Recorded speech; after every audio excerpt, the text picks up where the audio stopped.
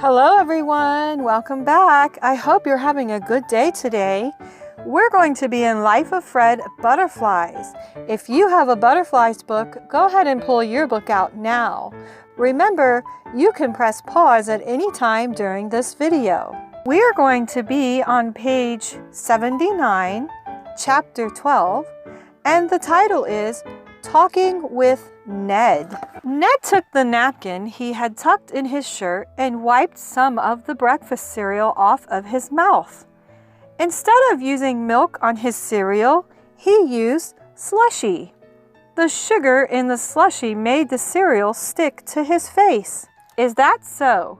Ned said in response to Betty's dozen words. Ned had never had much education. He never read anything except the TV listings. The only reason he got his job was that no one else wanted to stay awake all night. From 6 p.m. to 6 a.m., he ate and watched television. Ned liked saying things like, "Is that so?" "Interesting." "Really?" "Mighty peculiar." "Is that right?" Because he didn't have much to contribute to any conversation, and those words would encourage the other person to talk. "It's the bell tower," Betty continued. "Oh," Ned said, trying to look concerned. This conversation was going too slowly for Fred. He was starting to wiggle. He would stand on one foot and then the other. He pointed upward. Then he moved his arm downward, trying to convey the idea of a building falling over. Alexander took a hold of one of Fred's hands to quiet him down.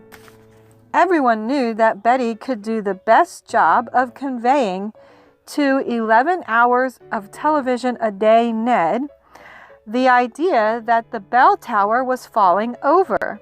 Betty stayed away from the language of things being at right angles and upcoming passing of a building from one stage to another.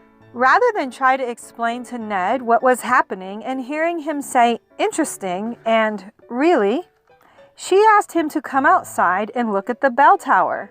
"Do I have time to finish my cereal first?" Ned asked. This was too much for Fred.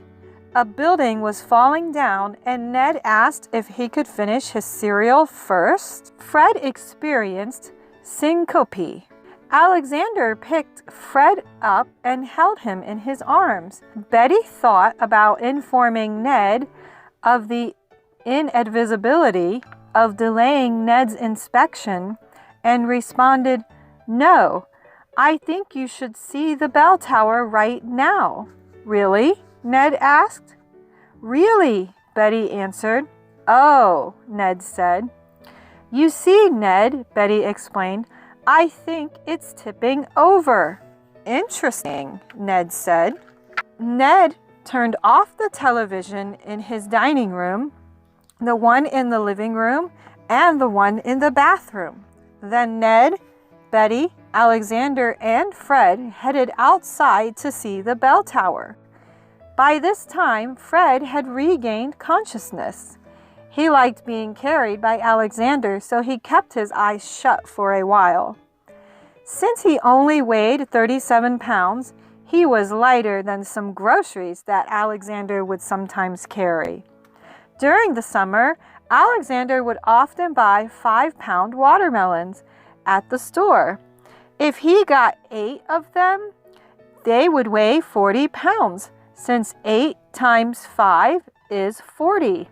When they got to the bell tower, Ned said, "Mighty peculiar." He did not mention the lack of orthogonality with respect to the ground. It was this, not this. Ned stared at the bell tower for several minutes. Betty, Alexander, and Fred imagined that Ned was in deep thought. At first, Ned thought, "That thing ain't square." Then he thought about his cereal. Then about the television program he was missing. Then he realized he was standing in front of a building that was tipping over and 3 people were looking at him for guidance. He said, "Interesting." Okay, are you ready for your turn to play? Remember, you can press pause at any time. Go ahead and grab a piece of paper and a pencil, and let's begin. Number 1, the ability to concentrate and not have your mind wander around is one thing a good education gives you.